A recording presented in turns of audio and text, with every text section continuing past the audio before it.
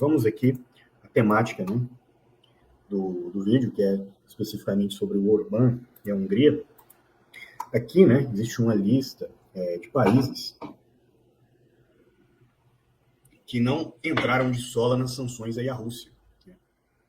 Aqui menciona, no caso, a Sérvia, e a Hungria e a Eslováquia, mas também Turquia, a Áustria, além de outros países, não entraram de sola ainda, no caso, nas sanções ao gás russo. Por quê, pessoal? Porque, obviamente, qualquer líder com um mínimo assim, de pensamento geoestratégico vai priorizar o seu desenvolvimento nacional, né, o projeto do seu país, a sua indústria, em detrimento de alianças internacionais. Né? Até porque nessa região aí do mundo específico, né, nos Balcãs, no leste europeu, o sentimento russofóbico, por incrível que pareça, ele não é tão comum quanto na Europa Ocidental. Até porque essas regiões, né, até pela, digamos assim, pela dificuldade econômica, pelo fato de elas não terem sido tão inseridas, né, nessa realidade da unipolaridade, pelo progresso econômico, pelo progresso de infraestrutura da indústria europeia não ter chegado aí tão pesado, basicamente, essa região, digamos assim, que ela não se ocidentalizou culturalmente, a ponto de ser absorvida, né, dentro dessas ideologias que o Ocidente criou. E aí, para os líderes desse país, né, que tem seu estado profundo, em grande parte, herdeiro de regimes anteriores, que tinham relações ali ou pragmáticas, né, com a própria Rússia, com a União Soviética, ou com a própria Iugoslávia, eles pensam de forma diferente, tá, pessoal? Ou seja, a falta de benesses econômicas, né, de chegar em benefícios econômicos para essa região através da União Europeia, fez com que se tornasse bastante difícil, né, posteriormente, essa mesma região entrar ideologicamente nessas sanções contra a Rússia, tá, pessoal? Porque, goste ou não, é uma questão ideológica. Não é uma questão pragmática, não é uma questão que vise interesses nacionais. Isso não aconteceria na época da Guerra Fria, por exemplo. Porque eu não falo nem da Rússia, né, pessoal? Eu falo de qualquer outro ator não alinhado, etc. Os poderes ocidentais teriam divergido ali, teriam tido mais precaução, exatamente porque existia ainda algum quê de pensamento realista, de pragmatismo. Não é o caso hoje. Professor, esse governo do Orbán é de direita ou de extrema direita? Depende. Se for analisar extrema-direita e direita nos termos aqui do Brasil, né, que extrema-direita é ser avidamente defensor dos Estados Unidos, de Israel e por aí vai, não. Ele não se encaixaria nesses termos. Agora, se for analisar extrema-direita como correlacionado àquela direita nacionalista da época da Guerra Fria, aí sim. Ou mesmo a direita nacionalista anterior, aí pode haver alguma correlação. Agora, esqueça, tá? O Viktor Orbán não tem comparação possível nenhuma entre ele e o Bolsonaro, ele e o Javier Milei, e essas outras figuras aí. Né? Mas vamos lá. Até porque ele é mais nacionalista. Mas vamos lá aqui, pessoal, falar sobre alguns pontos interessantes aqui. Isso aqui é de 2023, tá? Mas a Hungria, basicamente, ela vem postulando entrar na OTS desde 2016, tá, pessoal? Organização dos Estados Túrquicos. Por quê? Porque, obviamente, que há muito tempo, né, o Orbán percebeu que não era possível ter um governo conservador e ser totalmente alinhado, né, à União Europeia ou aos próprios Estados Unidos, que cedo ou tarde ele enfrentaria tentativas de mudança de regime, ONGs atuando no país para derrubar o governo, coisas assim. Então, há muito tempo ele vem passando por esse processo de diversificação, né? Diversificação econômica, diversificação diplomática, diversificação de alianças, né? E a aproximação tanto com a Turquia quanto com a Rússia. Né? Perdão, pessoal. O que facilitou ele não aplicar pesado aí, basicamente as sanções, né? A Rússia como a União Europeia queria. De qualquer forma, abrir mais umas notícias aqui, que essas foram as considerações iniciais aqui. A Turquia tem colhido boas divisas, tá, pessoal? Por meio dessas alianças. Vou trazer aqui uma notícia para vocês da atuação das tropas da Hungria no Chad, né? Mas essa aproximação da Hungria com a Turquia e com a Rússia, de qualquer modo, trouxe aí essa independência, né, geoestratégica de poder projetar poder para outros teatros, né, de forma separada, assim, digamos, dos interesses europeus como um todo. Lembrando aqui que quem mais perdeu, né, com essa investida europeia, com essa investida turca e russa na África, né, principalmente ali na região do Sahel e do norte da África, foi a França, né, em específico a França e o Reino Unido. O pessoal está falando que os Estados Unidos estão perdendo muita influência, assim, mas não é bem assim, tá, pessoal? Quem mais perdeu influência na África, na verdade, foram a França e o Reino Unido.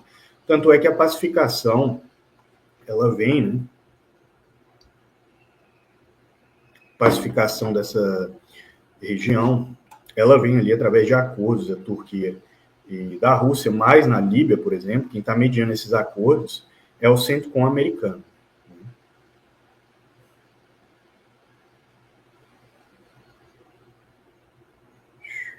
Deixa eu ver aqui.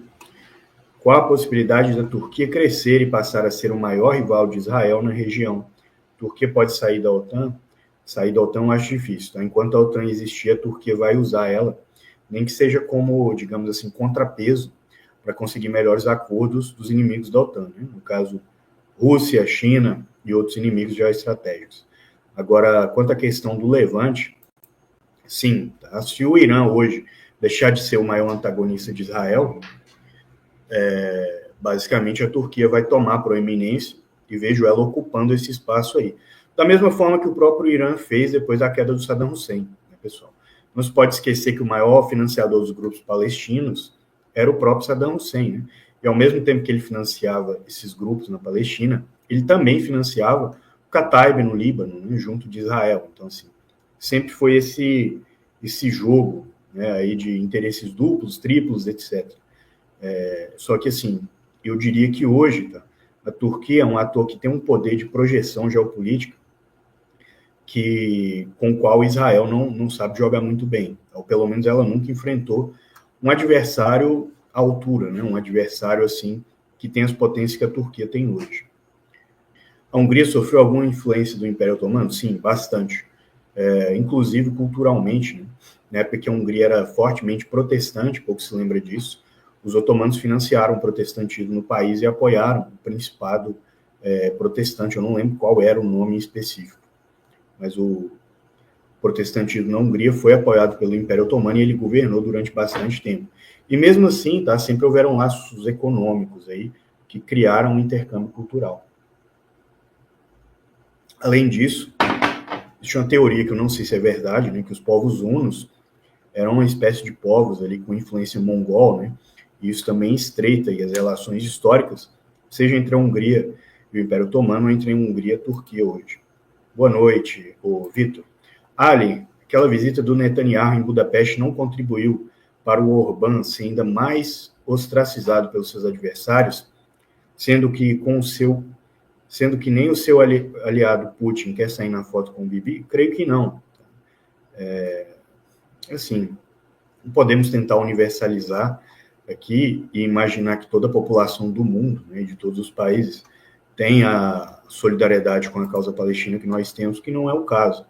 Né? E, obviamente, o Viktor Orbán, ele se vale ali, desde que chegou ao poder, de uma aliança com Israel em vários setores, tá, para se manter no poder.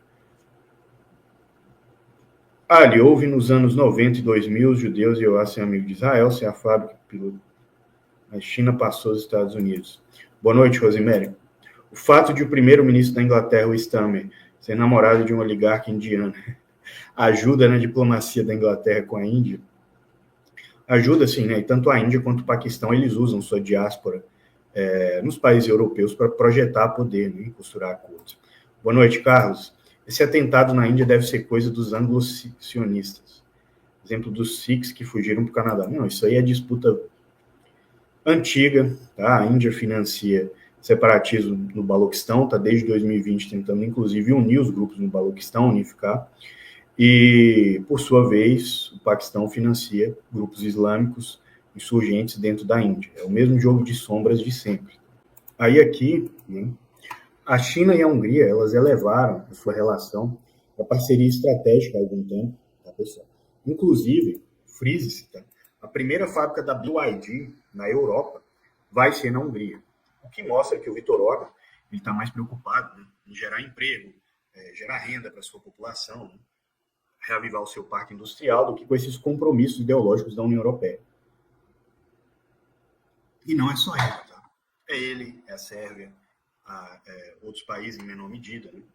A própria Itália, por incrível que pareça, tem um estado profundo ali, que é também, né, mais realista, assim como nós fizemos naquela live aqui da geopolítica da máfia, né? Creio que deu para vocês perceberem. Nesse caso aí, vai nesse sentido aí, né, de buscar diversificar alianças, manter a soberania, né, reavivar o seu parque industrial, de certa forma, sem entrar de sola aí, né, na ideologia que a França e a Inglaterra em específico, em menor medida a Bélgica, a Holanda e outros países ali do miolo geopolítico europeu, né, se poluíram. Né, porque, obviamente, esses países marginais dentro da União Europeia, pessoal, Hungria, Romênia, né, dentre outros, eles têm, digamos assim, necessidades muito imediatas, né, principalmente no campo econômico. Eles não podem se dar o luxo de ser muito ideológicos. Né.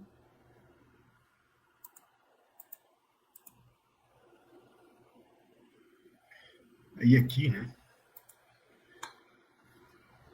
essa notícia que é recente, tá, pessoal, desse mês, mas para vocês verem, né, como existe boicote a qualquer um que tende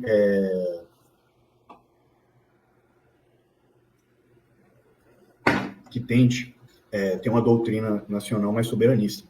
A União Europeia, basicamente, criou uma comissão, né, para investigar a BYD na Hungria, né, a fábrica de carros elétricos que ela vai abrir na Hungria, porque, segundo a União Europeia, né, e principalmente a França, a BYD está, digamos assim, recebendo subsídios, né, que são, não é inseguros o termo, que são desleais, né, com a competição europeia.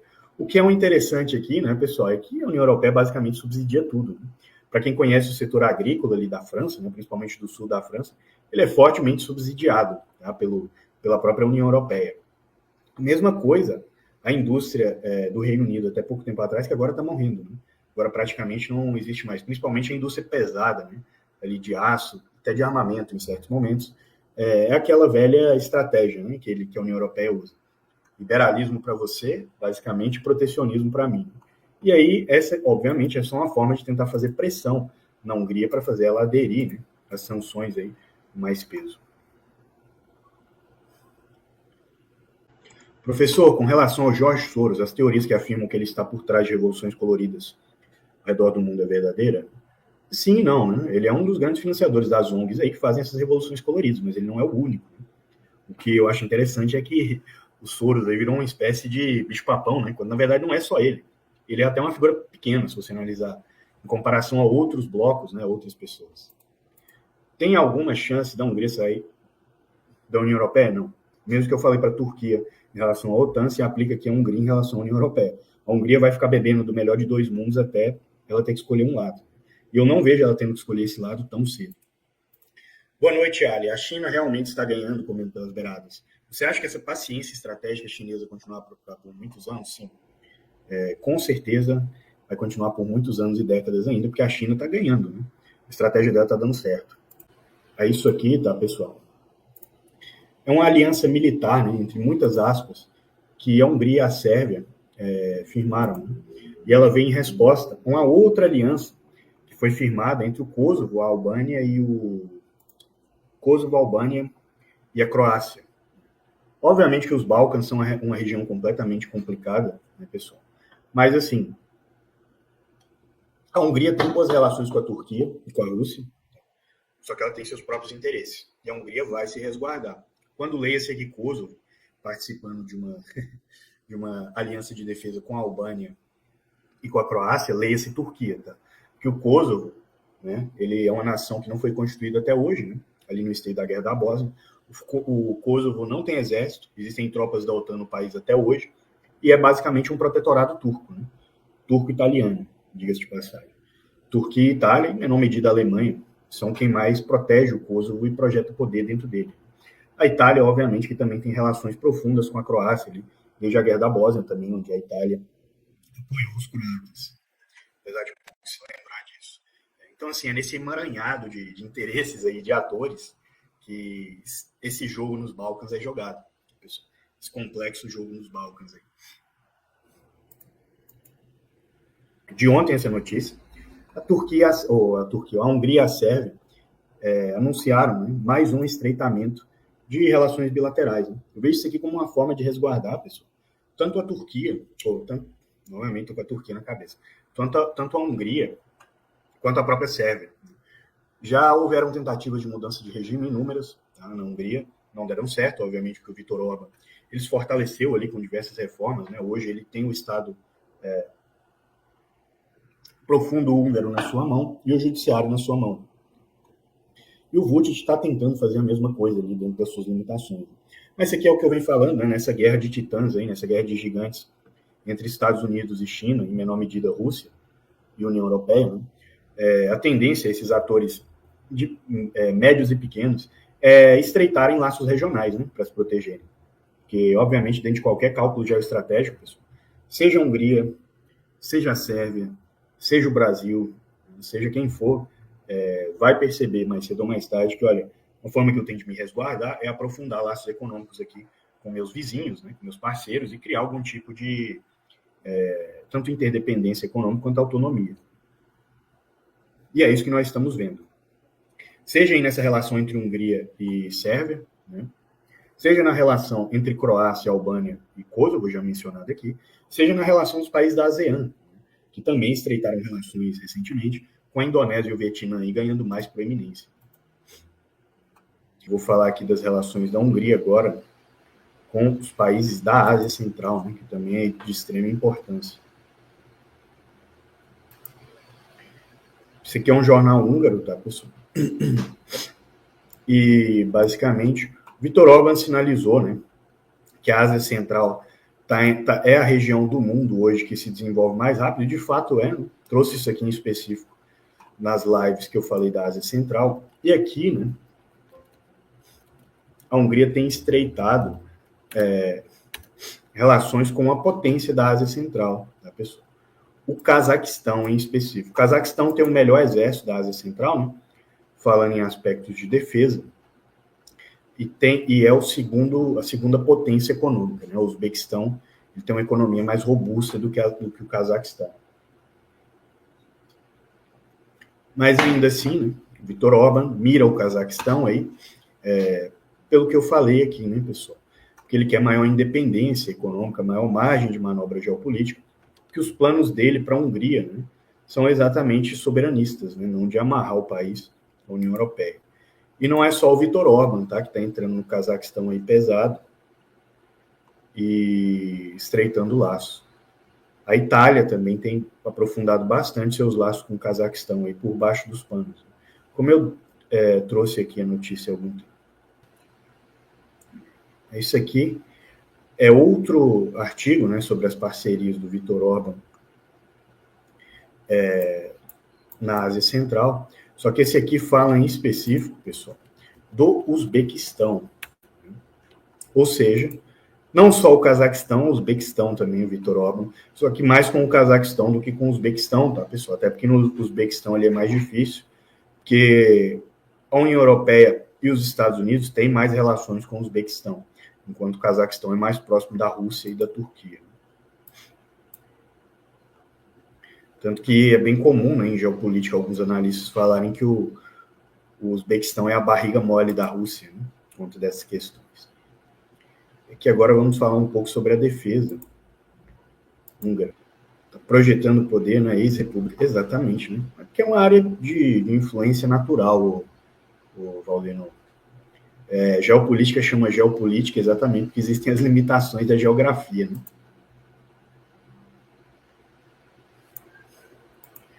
A Hungria renovou recentemente, né? Está renovando sua frota de tanques Leopard.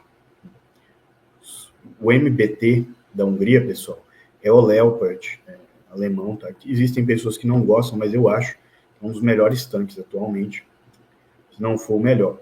Não estou falando em questão de custo-benefício, tá, pessoal?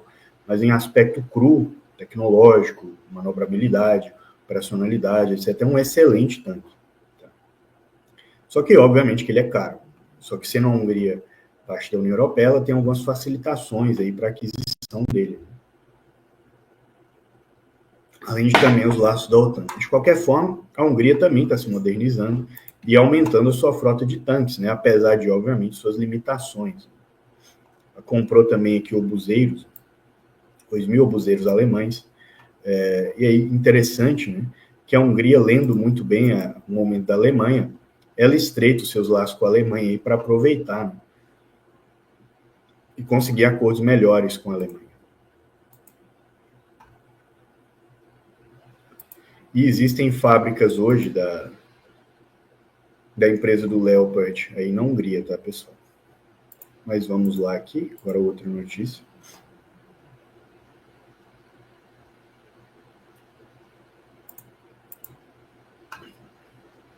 Saab, né? Que também fornece aviões para o Brasil, né, pessoal? Apesar do nosso Gripen aí nunca ter sido entregue até hoje, a gente nunca ter visto um voando.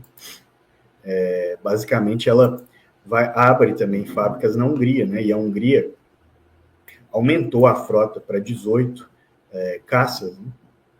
Porque a Hungria é um país pequeno, né, pessoal? E a Hungria também está num processo de renovação da sua indústria, tanto da sua indústria de defesa, que é pequena, não foi sempre assim, mas também com questão de próprio aumento, né, paulatino, do seu exército, né, da sua frota de caças, da sua frota de tanques.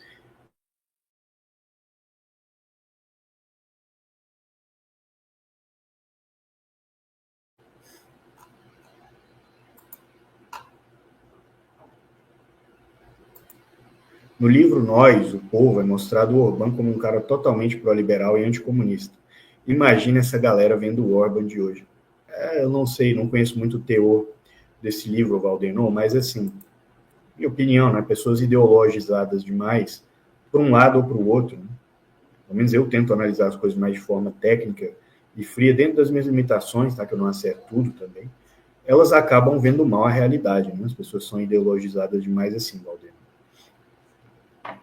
E criando dicotomias que não existem. Como que eles lidam com essa equação de soberania versus parceria via União Europeia? Cada país vai lidar de uma forma específica. Alguns,